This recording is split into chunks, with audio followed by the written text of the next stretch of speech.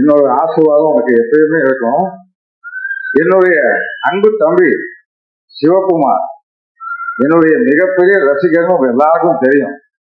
நீங்க என்ன மாதிரி நடிக்க போறீங்கன்னு அவர்கிட்ட சொன்னதுக்கு அப்புறம் அவருடைய முதல் ரியாக்ஷன் என்னவா இருந்தது?